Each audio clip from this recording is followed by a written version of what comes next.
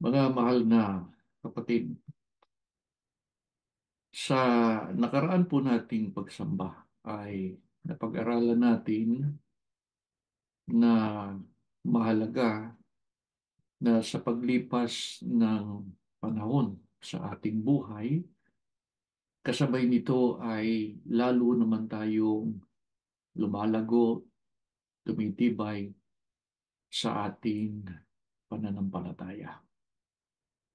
Ngayon naman ay pag-aaralan natin ang mga unang lingkod ng Diyos na nagpakita, nagpamalas ng kanilang matibay na pananampalataya sa magagawa ng Diyos. Mga kapatid, mahalaga na itong tungkol sa pananampalataya ay mapag-aralan nating muli sapagkat may binabanggit ang ating Panginoong Kristo na nakasulat po sa Marcos 13:20 na sinasabing at malibang paikliin ng Panginoon ang mga araw ay walang laman na makaliligtas. Datapot dahil sa mga hinirang na kanyang hinirang ay pinaikli niya ang mga araw. Isinasaad po ng ating Panginoon sa mga pahayag na ito ang maraming panganib na susuungin ng mga hinirang bago makarating sa kaligtasan. Alam niyo naman po kung ano ang ibinunga sa iba ng mga pagsubok, ng mga pangyayari sa iglesia sa kasalukuyan. Idagdag pa riyan yung mga personal na mga suliranin, mga problema na kinakaharap ng mga hinirang ng Diyos sa araw-araw ng kanilang buhay. At ang lalong masaklap na kinasadlakan ng iba ay nawala sila o nabagbag sila sa tunay na pananampalataya.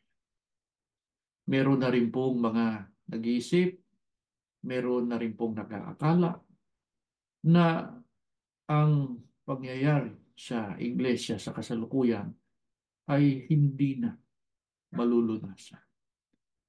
Kaya, ang napakalaking suliranin na kinakaharap ng mga hinirang ng Diyos, lalo na sa yugtong ito ng ating mga paglalakbay, ay kung papaano mapananatili ang kanilang pananampalataya. Mga kapatid, gusto lang naming ipagpauna sa inyo na kapag babanggitin natin ang salitang pananampalataya, ay nagkakaintindihan tayo na ang pananampalatayang tinutukoy natin ay yung tunay na pananampalataya. Ang tunay na pananampalataya ay nanggaling o nagmula o bunga ng pakikinig at pagsunod sa mga tunay na aral ng Diyos. Simulan natin ang ating leksyon sa katanungang gaano kasama kung manghina o mawala ang tunay na pananampalataya sa atin. Pakinggan natin ang Santiago sa 1:6 hanggang 8. Ngunit, humingi siyang may pananampalataya na walang anumang pag-aalinlangan sapagkat yaong nag-aalinlangan ay katulad ng isang alon ng dagat na tinutulak ng hangin at ipinapadpad sa magkabi-kabila sapagkat huwag isipin ng taong yaon na siya'y tatanggap ng anumang bagay sa Panginoon. Ang taong may dalawang akala ay walang tiyaga sa lahat ng kanyang mga paglakad. Gaano po kasama kung manghina o mawalan tayo ng pananampalataya?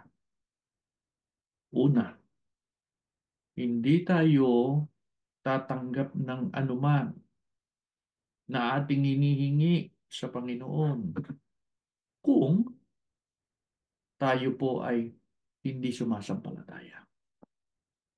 Sa ano itinulad ng Biblia yung taong hindi sumasampalataya, bagkus nag-aalinlangan.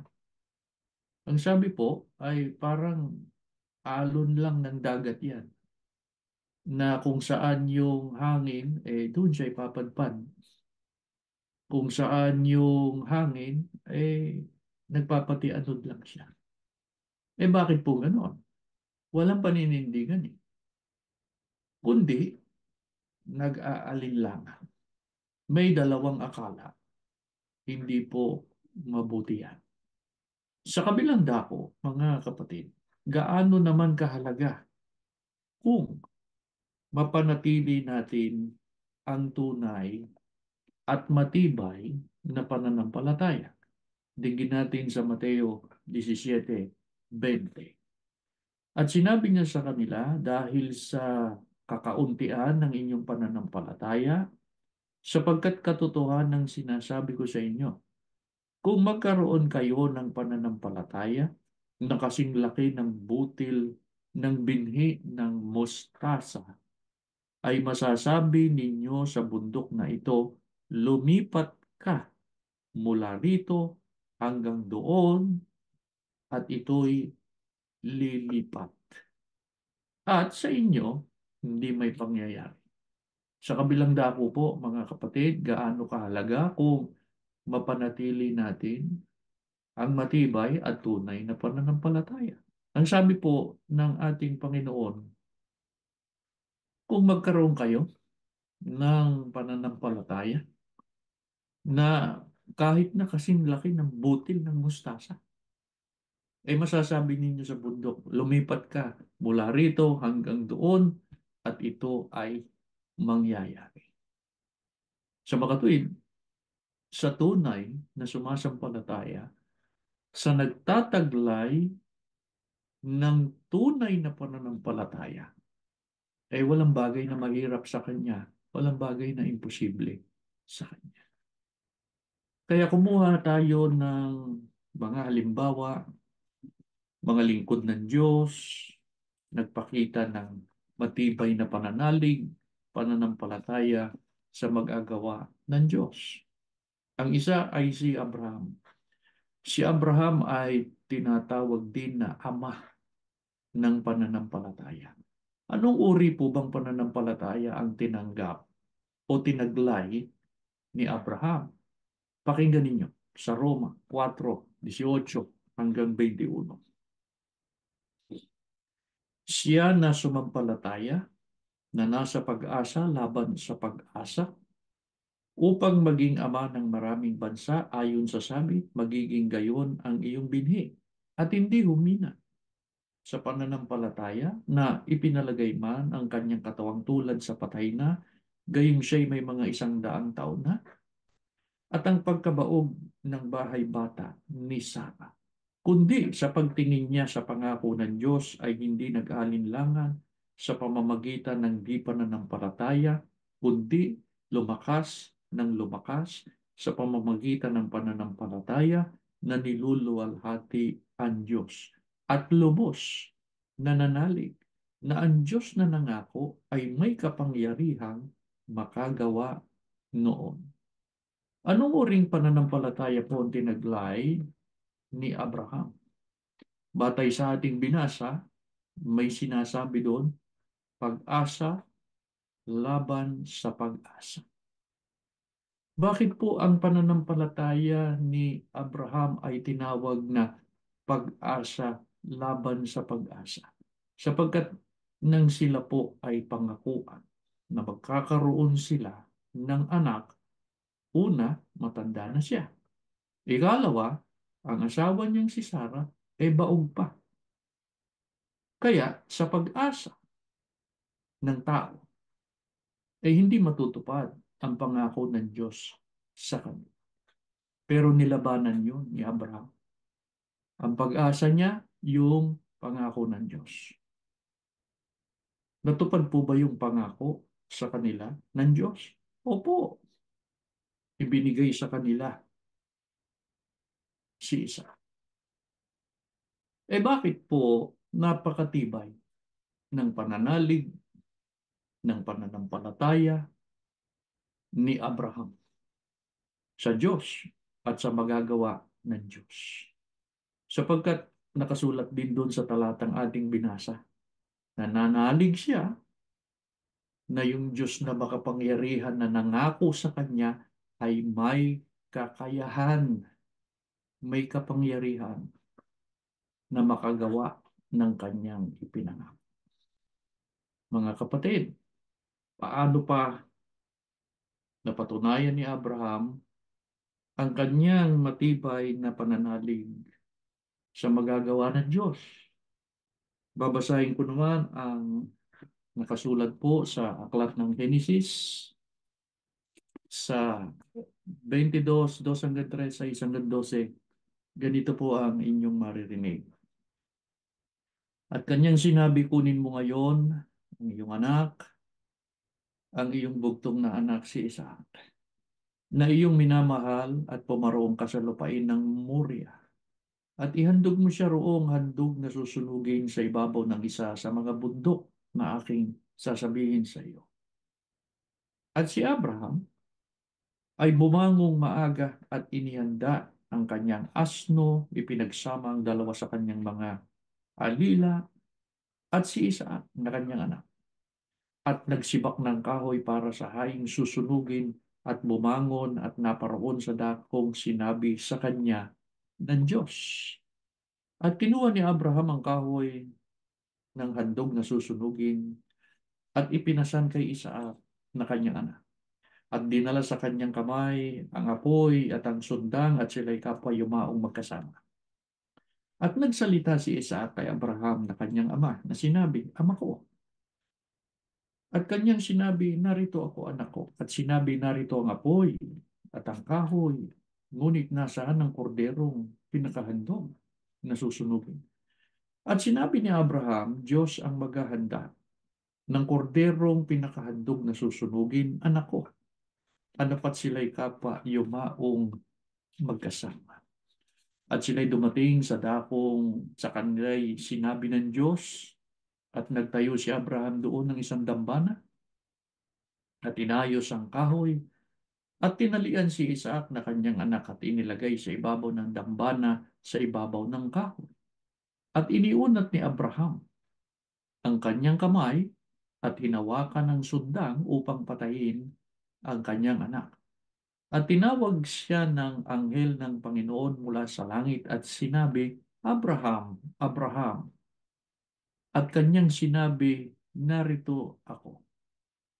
At sa kanya'y sinabi, huwag mong buhatin ang iyong kamay sa bata o gawan siya ng anuman sapagkat talastas ko ngayon na ikaw ay natatakot sa Diyos. Sa paraang hindi mo itinanggi sa akin ang iyong anak, ang iyong bugtong na anak. Paano pa napatunayan ni Abraham, mga kapatid, ang kanyang matibay na pananampalataya sa Diyos? Kung natatandaan ninyo, pinangakuan sila ng anak at ibinigay naman ng Diyos sa kanila si Isaac. Ngayon, dumating ang pagkakataon, ang sabi ng Diyos kay Abraham, bumangon ka, dalin mo ang iyong anak, pumunta ka sa dako na sasabihin ko sa iyo at ihandog mo siya doon sa akin. Isipin ninyo, ibinigay ng Diyos yun sa kanilang mag-asawa. At ngayon naman, ay ipinahandog sa kanya. Kaisa-isang anak yon na ipinangako. Matagal na inintay yun ng mag-asawa. Ngayon, ang sabi ng Diyos, ihandog mo siya sa akin. Nagreklamo ba si Abraham? Nung marinig niya yung utos? Hindi. Ang sabi nga maagang bumangon, nagdala ng mga gamit, dinala si Isaac. At anong nangyari nung sila ay nasa dako na sinabi ng Diyos na kung saan doon iahandog si Isaac? Ay talagang tutuparin ni Abraham ang paghahandog. Huwag ninyong kalilimutan, mga kapatid, na ang paghahandog noon, ang pagsasagawa doon, ay papatayin mo yung iahandog mo sa Diyos. Sa puntong, tutuparin na ni Abraham ang paghahandog, ay nagsugo ang Diyos ng anghel at pinigilan si Abraham. At ano ang sinabi kay Abraham sapagkat nakita ang kanyang pagsunod? Talastas ko ang iyong pananampalataya. Sa paraang hindi mo ipinagkait ang iyong bugtong na anak. Mga kapatid, kaya si Abraham ay tinawag ng ama ng pananampalataya. Ganon katibay ang kanyang pananalig, pananampalataya sa magagawa ng Diyos. Sino pa ang nagpakita ng matibay na pananalig at pananampalataya sa magagawa ng Diyos? Pakinggan naman natin ang Hebreo 11:30. Ganito naman ang nakasulat. Sa pananampalataya ay nangalagpak ang mga kuta ng Jericho pagkatapos na makubkob ng 7 araw. Ang tinutukoy naman sa talatang ito na ating binasa ay walang iba kundi si Josue. Ano po ang nahayag na kapangyarihan ng Diyos sa panahon naman ni Josue? Ang sabi, sa pananampalataya, nangalagpak ang mga kuta ng Jericho. Ang kasaysayan niyan ay ipinagkaloob sa kanila ng Diyos yun na lupain. Pinangako sa kanila na makukubkob nila. Pati yung Jericho. Ang problema, yung Jericho ay mayroong pader na nakapalibot na sadyang mataas at sadyang makapal. Pero sa utos sa kanila ng Diyos na makukubkob nila ang Jericho, hindi sila nag-alinlangan. Ang utos ng Diyos ay lilibutin nila ang Jericho minsan sa isang araw. At pagkatapos ng ikapitong araw, 7 beses nilang lilibutin at sisigaw sila ng sabay-sabay. Ano nangyari sa kuta? Lumagpak ang kuta. Bakit po lumagpak ang kuta? Dahil ba napakagaling nila Josue at ng Israel? Hindi. Sapagkat iyon ang pananalig nila na gagawin ng Diyos yung kanyang ipinangako. Mga kapatid, paano panahayag ang pananampalataya o paano pa pinatunayan ni Josue ang kanyang pananampalataya, pananalig sa Diyos? 24:15 ng Josue.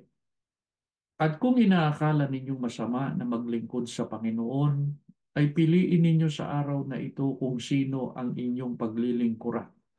Kung ang mga Diyos ng inyong mga magulang na pinaglilingkuran sa dako roon ng ilog o ang Diyos ng mga Amoreo na ang lupain nila ay iyong tinatahanan. Ngunit sa ganang aking at ng aking sambahayan ay maglilingkod kami sa Panginoon. Paano pa pinatunayan po ni Josue ang kanyang pananampalataya? Ang sabi ni Josue, ako at ang aking sambahayan. Katumbas nun ako at ang pamilya ko ay sa Diyos maglilingkod. Kaya kahanga-hanga yung mga magulang na talagang naninindigan. Akayin, pangasiwaan ang kanilang sambahayan, ang kanilang mga anak na maglingkod sa Panginoon. At hindi sila papayag na sino man sa pamilya ay magtaksil sa Diyos. Nakakalungkot. Meron tayong mga magulang na nakikita. Hindi na ganyan ang paninindigan. Ay lalong masama, baka sila pa ang pasimuno sa pagtalikod sa Diyos. Huwag po. Tularan natin si Josue. Yung paninindigang yan katumbas niya kahit anong mangyari sa Diyos sila. Sa salita ng Diyos sila. Hindi sila tatalikod. Puntahan naman natin ang lingkod ng Diyos na si David na naging hari. Paano naman pinatunayan o paano nahayag ang pananampalataya ni Haring David? 32 hanggang 33 sa aklat po ng Hebreo. At ano pa ang aking sasabihin sapagkat kukulangin ako ng panahon kung sasaysayin ko ang patungkol kay Gideon, kay Barak, kay Samson, kay Hefte, tungkol kay David at kay Samuel at sa mga propeta. Na ang mga ito sa pamamagitan ng pananampalataya, nagsilupig ng mga kaharian, nagsigawa ng katuwiran, nangagtamo ng mga pangako, nangagtikom ng mga bibig ng mga leon. Paano po nahayag ang pananampalataya ni David? Sa talatang binasa natin ay may binabanggit na nangagtikom ng mga bibig ng mga leon. Alam natin si Haring David sa kanyang kabataan, naging pastol yan Mabuting pastol. At sa kanyang pagpapastol ay talagang ipinagmamalasakit niya ang kanyang pastulan, ang mga tupa. Kung babasahin natin ang kanyang kasaysayan, pinapangahan niya yung mga leon. Sa kamay lang niya. Bakit? Kailan pa ba nahayag ang matibay na pananampalataya ni Haring David? Bakit niya nagawa yun? Bata pa lang siya sa pamamagitan ng kanyang mga kamay. Nagagawa niyang patayin ang mababangis na mga hayop na pipinsal sa kanyang pastula. Basahin natin. Unang Samuel 17:32, pagkatapos 37, 45 hanggang 47. At sinabi ni David kay Saul, huwag manlupaypay ang puso ng sino man dahil sa kanya. Ang iyong lingkod ay yayaon at makikipaglaban sa Filisteyong ito. At sinabi ni David, ang Panginoon na nagligtas sa akin sa mga pangamot ng leon at sa pangamot ng oso ay siyang magliligtas sa akin sa kamay ng Filisteyong ito. At sinabi ni Saul kay David, tumawang ka, ang Panginoon ay isa sa iyo. Nang magkagayon sinabi ni David sa Filisteo, ikaw ay naparirito sa akin na may tabak at may malaking sibat at may kalasag, ngunit ako'y naparirito laban sa iyo sa pangalan ng Panginoon, ng Diyos ng mga kawal ng Israel na iyong hinahamon. Sa araw na ito ay ibibigay ka ng Panginoon sa aking kamay at sasaktan kita, pupunghutin ko ang ulo mo at ibibigay ko ang mga bangkay sa hukbo ng mga Pilisteo sa mga ibon sa himpapawid sa araw na ito at sa mababangis na hayop sa lupa upang malaman ng buong lupa na may Diyos ang Israel. At upang malaman ng buong kapisanan ito na hindi nagliligtas ang Panginoon sa pamamagitan ng tabak o ng sibat, sapagkat ang pagbabakang ito'y sa Panginoon at ibibigay niya kayo sa aking kamay. Kailan panahayag ang matibay na pananampalataya sa Diyos ni Haring David? Mula pa sa kanyang kabataan. Paano niya nagawa na lupigin, patayin ang mababangis na hayop na pipinsala sa kanyang pinapastol? Ang sabi, ang Diyos ang magliligtas sa akin. Yun din ang pananampalataya ni David nung haharapin na niya si Goliath. Si Goliath ay talagang mandirigma. Kinatatakutan niya. Si David, bata, pastol, walang karanasan sa pakikipagdigma. Pero bakit gayon na lamang? Katapang si Haring David sapagkat may Diyos siya. Sumasampalataya siya sa Diyos at sa magagawa ng Diyos. Mga kapatid, alam niyo yung kasaysayan ng pakikipaglaban na yan. Hindi pinabayaan ng Diyos si Haring David. Nagwagi siya. Napatay niya si Goliath sa tulong ng Diyos.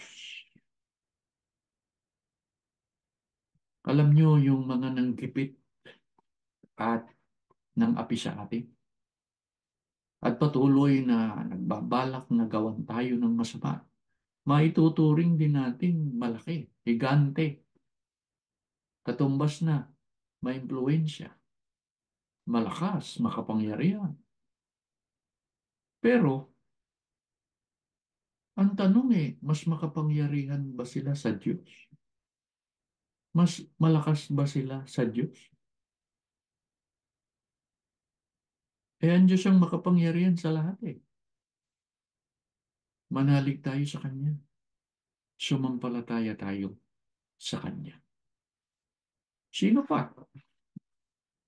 Ang halimbawa na napakatibay ng pananalig sa Diyos. 33 ng Hebreo. Nang mga ito sa pamamagitan ng pananampalataya, nagsilupig ng mga kaharian, nagsigawa ng katwiran, nagtamo ng mga pangako, nangatikom ng mga bibig ng mga leon. Kanina, nabasa natin inisa-isa sa atin, kay Samson, kay Barak, kay David. Ngayon naman, ang tinutukoy dito na isa pa ay si Propeta Daniel. Mga kapatid, ano po ba ang pangyayari na nagpatunay ng matibay na pananampalataya ni Propeta Daniel? Dinggin ninyo, sa 6 Gs, ganito po ang binabanggit. Basahin muna natin ang talatang Gs. Nang maalaman ni Daniel ng kasulatan ay nalagdaan na ng pangalan, siya'y pumasok sa kanyang bahay. At ang kanyang dungawan ay bukas sa dakong Jerusalem at siya'y lumuhod ng kanyang mga tuhod na makaitlo at dumalangin at nagpasalamat sa harap ng kanyang Diyos at gaya ng kanyang dating ginagawa. ito ay tumutukoy kay Propeta Daniel na pinagtiwalaan ni Haring Dario. At dahil sa nakikita sa kaharian na totoong malaki ang tiwala ni Haring Dario sa kanya, marami ang nainggit. At yung mga inggit, nagtipon-tipon, nagsama-sama, gumawa sila ng isang batas. Na yung batas na yon ay tiyak na makapipinsala kay Daniel. Ano yung batas na yon? Walang sino man na dapat masumpungan sa buong kaharian na dumadalangin at kumikilala sa ibang Diyos, maliban sa hari. At nang malaman ni Daniel na ang batas na yon ay nilagdaan na ng hari, ang sabi nga, pagka nilagdaan na, ang utos ng hari hindi mababalik. Nung malaman niya na nalagdaan na, anong ginawa ni Daniel? Pumasok siya sa kanyang silid. At pagpasok niya sa kanyang silid, ang sabi sa talata, bukas yung kanyang dungawan o yung kanyang bintana. Nanalangin siya. Makaitlo sa isang araw gaya ng dati niyang ginagawa. Hindi siya natakot. Kasi kung takot siya, di isasara yung dungawan niya para hindi siya makita. Hindi niya sinara. Ano nangyari? Alam natin sa kasaysayan, may nag-ulat o nag-report sa kanya. At dahil nga, ika nga, utos ng hari, hindi mababali, ay dinakip si Daniel. At ang parusa noon, ihahagis sa yungib ng mga leon. Dinakip, inihagis. Ang tanong, ano pong ibinunga ng pananampalataya ni Daniel? Hindi siya natakot eh. Pakinggan natin. Sinabi nga ni Daniel sa hari, O hari, mabuhay ka magpakailanman. Ang Diyos ko'y nagsugo ng kanyang mga anghel at itinikom ang mga bibig ng mga leon at hindi nila ako sinaktan. Palibasa sa harap niya ay nasumpungan akong walang sala at gayon din sa harap mo, O hari, wala akong ginawang kasamaan. Ano pong ibinunga ng pananalig at pananampalataya ni Propeta Daniel? Inihagis siya doon, pero hindi siya pinatay ng mga leon. Ang sabi, itinikom ng Diyos ang mga bibig ng mga leon at hindi ako sinaktan. Namangha ang hari. Nang malaman niya na si Daniel ay buhay at hindi sinaktan ng mga leon, ang ginawa ng hari, iniahon siya roon. At lahat ng gumawa ng batas, yun ang itinapon doon sa yungib ng mga leon. Pati yung kanilang mga anak, yung kanilang pamilya. At sabi nga sa mga talata ng Biblia, hindi pa sila nakaabot dun sa lapag. Sinasalubong na sila ng mga leon. Nanalig sa Diyos eh.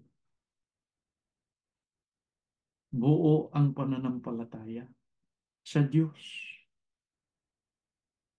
Sino pa ang nagpakita ng matibay na pananalig sa Diyos?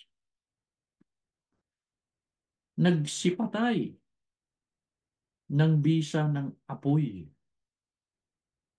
nangatanan sa talim ng tabak, nagsilikas sa kahinaan, naging mga makapangyarihan sa pakikipagbaka, nagpaurong ng mga hukbong taga-ibang lupa.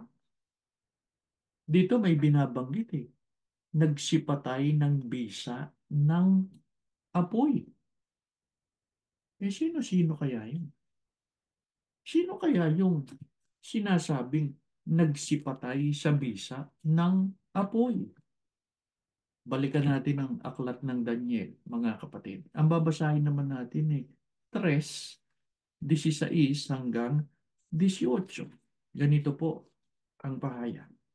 Si Shadrach, si Mesak, at si Abednego ay nagsisagot at nagsabi sa hari, O Nabucodonosor, kami lang kailangang magsisagot sa iyo ng bagay na ito. Narito, ang aming Diyos na aming pinaglilingkuran ay makapagliligtas sa amin sa mabangis na hurnong nagniningas at ililigtas niya kami sa iyong kamay. Ngunit kung hindi, talastasin mo, O Ha, na hindi kami maglilingkod sa iyong mga Diyos, ni magsisisamba sa larawang ginto na iyong itinayo. Ang tinutukoy pala doon ay yung tatlong Ebreo, si Shadrach, si Mesak, at si Abednego.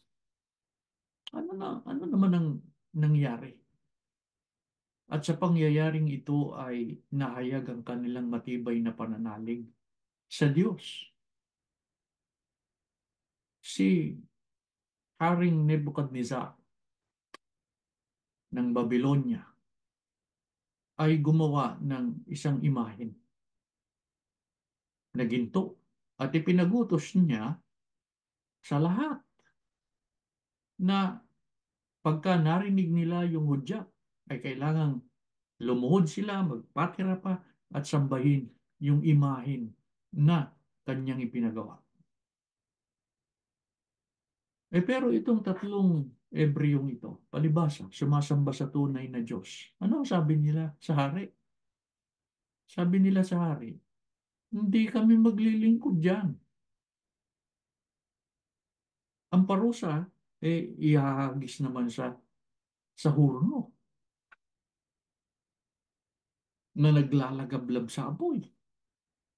Hindi kami sasamba dyan. Ang sabi nila sa hari. Ang Diyos ang magliligtas sa amin sa hurno. At ito pa, ang sabi ng tatlong Ebreo na nagpapakita talaga ng matibay na pananalig sa Diyos eh. Ang sabi nila, at kung hindi man kami iligtas, hindi pa rin kami maglilingkod dyan sa ribulto na pinagawa. Kung babasahin po natin ang kasaysayan, alam natin na hindi naman sila nasunog eh. Iniligtas sila ng Diyos eh.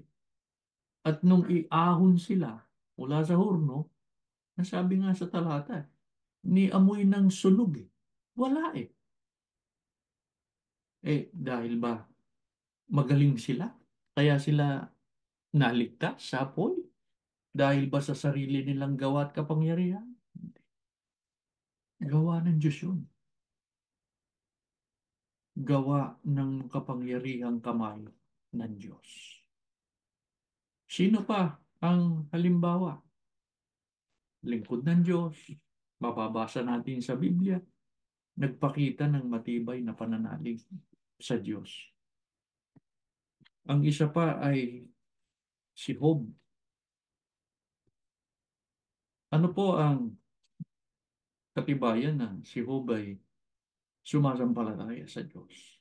Sa 8. At sinabi ng Panginoon kay Satanas, iyo bang pinansin ang aking lingkod na si Job? Sapagkat walang gaya niya sa lupa, nasakdal, matuwid, na natatakot sa Diyos at humihiwalay sa kasama. Ang Diyos mismo nagpapatotoo sa katangian niyo. Ang sabi niya, natatakot siya sa akin. Humihiwalay siya sa kasamaan. Nang subukin si Job, ano-ano ang mga pagsubok na ipinadala sa kanya ng Diyos? Babasahin ko po, 13:19. At nangyari isang araw na ang kanyang mga anak na lalaki at babae ay nagsisikain, nagsisiinom ng alak sa bahay ng kanilang mga kapatid na panganay. Dumating ang isang sugo kay Job na nagsabi, ang mga baka nagsipag-araro At ang mga asno ay nagsisisabsab sa siping nila, dinaluhong ng mga sabiyo at pinagdadala. Oo, kanilang pinatay ng talim ng tabak ang mga bataan at ako lamang ang nakatanang mag-isa upang magsaysay sa iyo. Samantalang siya'y nagsasalita pa, ay dumating naman ang iba at nagsabi, ang apoy ng Diyos ay nalaglag mula sa langit at sinunog ang mga tupa at ang mga bataan at pinagsupok at ako lamang ang nakatanang mag-isa upang magsaysay sa iyo. Samantalang siya'y nagsasalita pa ay dumating naman ang iba at nagsabi ang mga Kaldeo ay nagtatlong pulutong at dumaluhong sa mga kamilyo at pinagdadala. Oo, at pinatay ng talim ng tabak ang mga bataan at ako lamang ang nakatanang mag-isa upang magsaysay sa iyo. At samantalang siya'y nagsasalita pa, dumating naman ang iba at nagsabi, ang iyong mga anak na lalaki at babae ay nagsisikain, nagsisinom ng alak sa bahay ng kanilang kapatid na panganay. Narito, dumating ang malakas na hangin mula sa ilang, hinampas ang apat na sulok ng bahay at lumagpak sa mga binata. At sila'y namatay.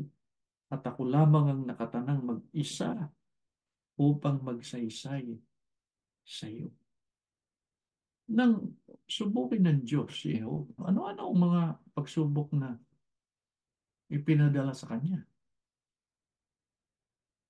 Kung isa-summarize natin, mga kapatid, lahat ng kanyang ari-arian, pati ang kanyang mga anak,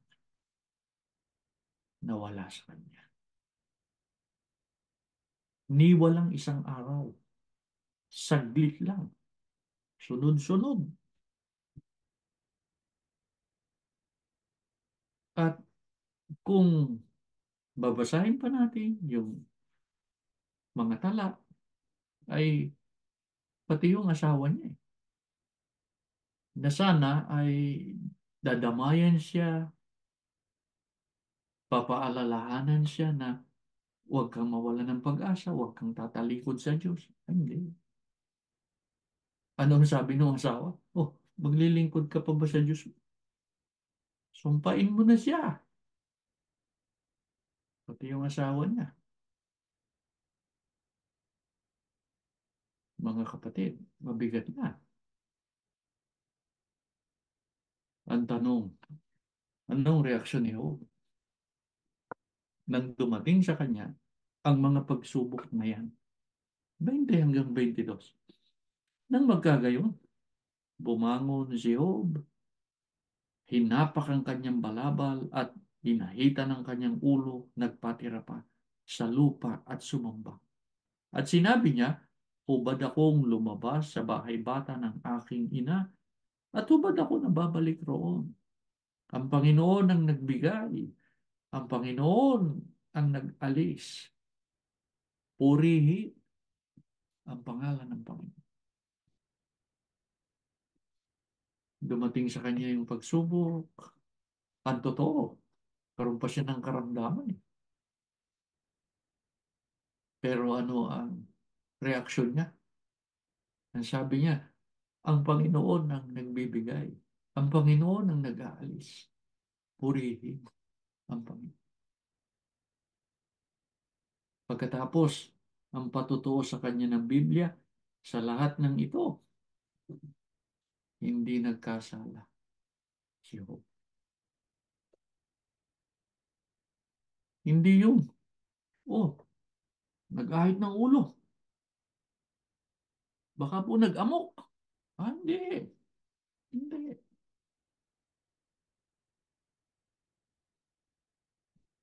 Nawala pong lahat.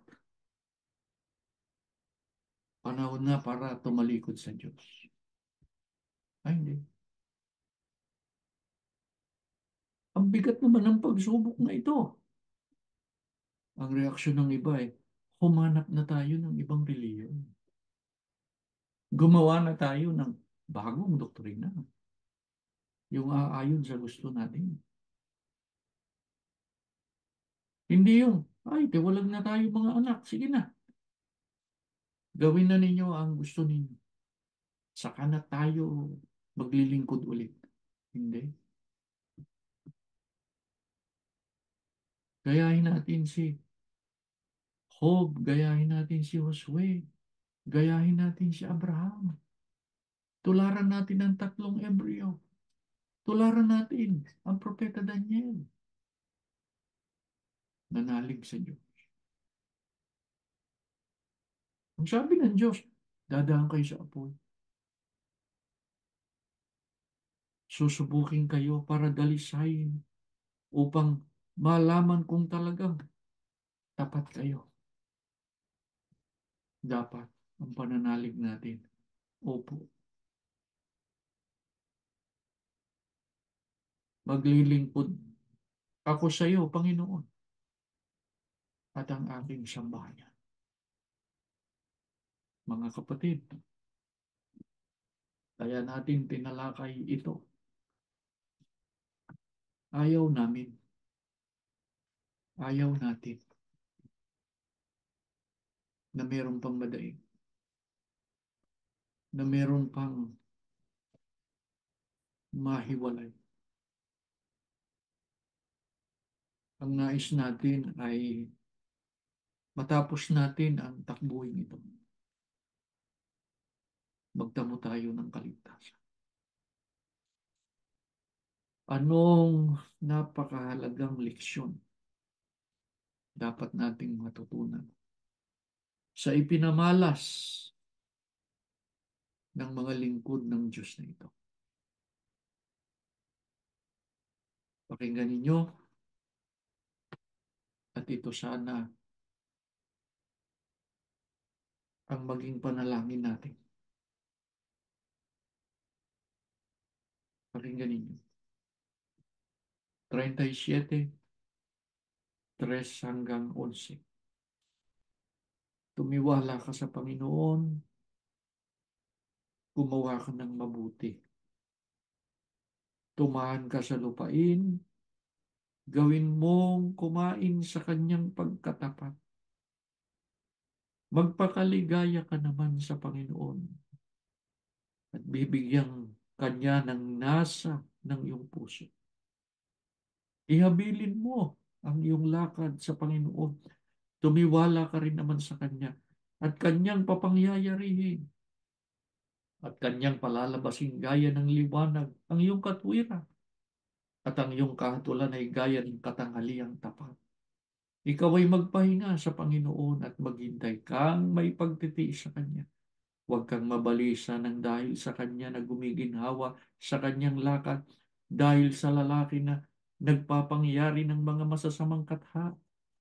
Maglikat ka ng pagkagalit at bayaan mo ang puot. Huwag kang mabalisa. Iya'y maghahatid lamang sa paggawa ng kasamaan, sapagkat ang mga manggagawa ng kasamaan ay mga hihiwalay. Ngunit yaong nagsipaghintay sa Panginoon ay magmamana sila ng lupain, sapagkat sandali na lamang at ang masamay mawawala na. Oo, iyong usisaing mainam ang kanyang dako at siya'y mawawala na.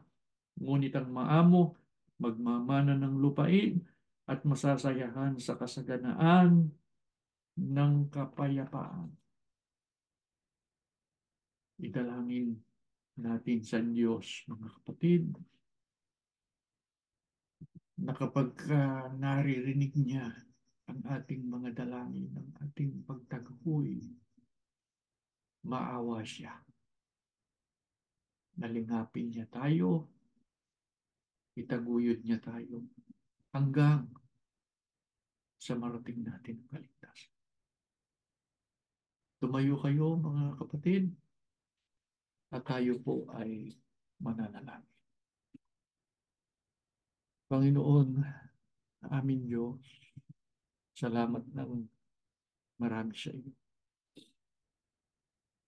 Muli mong ipinaalaala sa amin ang kahalagahan ng pananalig sa iyo. Ama, maawa ka sa amin. Huwag kaming mawala ng pag-asa. At sana, huwag na huwag kaming tatalikod sa iyo at sa iyong mga katotohanan. Alam namin, itinaguyod mo kami sa maraming panahon, maraming pagkakataon sa aming buhay. Ngayong totoong mas malapit kami sa kaligtasan, lubusin mo po ang iyong awa sa amin. Alam namin kaunting panahon na lamang magwawakas na ang sanlibutan ito. O Diyos ng langit, alalahanin mo ang naging puhunan ng marami sa iyong mga anak. Hindi namin ito isinusumbat sa iyo, Ama, sapagkat ito'y gawa naman ng iyong mapagpalang kamay. Ang inihiling lang namin, bigyan mo kami ng pagkakataon magmana ng pangakong kaligtasan. Sa galang aming sarili, wala kaming magagawa. Opo, Amang Diyos, wala kaming katangi. Wala kaming may pagmamalaki sa iyo. Kaya kami buhay sapagkat ito'y kalooban mo sa amin. Amang Diyos, sa pagpapatuloy pa ng aming paglalakbay, patungo sa pangakong kaligtasan, mamalagi sanang mababa ang aming kalooban para lagi kaming nakasusunod sa iyo at sa iyong mga katotohanan. Alalahanin mo ang buo naming sambahayan. Nawa po, makapamalagi kami sa katapatan. Ano man ang mangyari sa buhay namin, ano man ang mangyari sa mundong ito, upang pag dumating ng pagkakataong tatapusin mo na ang lahat ng bagay, makasama kami sa maliligtas. Patuloy mong basbasan ang aming mga pagsamba. Huwag mo itong pababayaan. Man Diyos, sa pamamagitan nito, dumaloy ang iyong mga aral, ang iyong mga tunay na salita na papatnubay sa bawat isa sa amin. Salamat po, Ama, sa lahat ng ginawa mo sa amin. Purihin ka, sambahin ang banal mong pangalan. Patawad po sa aming kasalanan sa ngalan ni Jesus na aming tagapagligtas.